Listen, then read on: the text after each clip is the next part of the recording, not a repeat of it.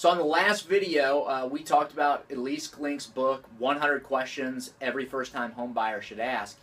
And we talked about how she mentioned that there really is no benefit when you're out there buying a house to not be represented by an exclusive buyer agent. And she goes on to say that there are certain things that a seller's agent can't do. And we're going to cover those 4 things that they cannot offer you by not being your exclusive buyer's agent. So here are the 4 things a seller's agent can't offer you that an exclusive buyer's agent can offer you.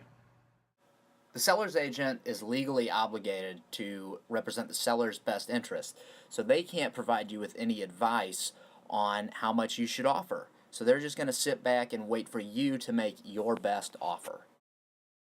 So the seller's agent must disclose anything that they know that is physically wrong with the house that they know about for sure that could adversely affect the material value of the house. So for instance, if the seller's agent knew that the roof leaks, they would have to disclose that to you.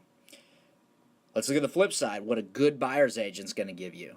A good buyer's agent is going to be on the lookout for you.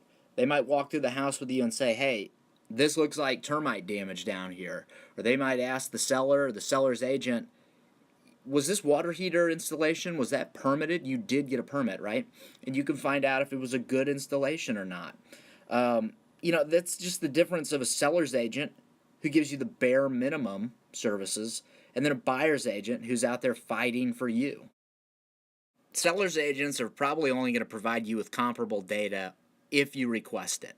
And even then, it might be difficult to get that info from them. And if you go out there and look at quite a few houses, you go look at 5 to 10 houses, if you have to ask every single different agent, hey, can you send me comps on that? It can become quite tedious and it's creating unnecessary work. A buyer's agent will provide you with that.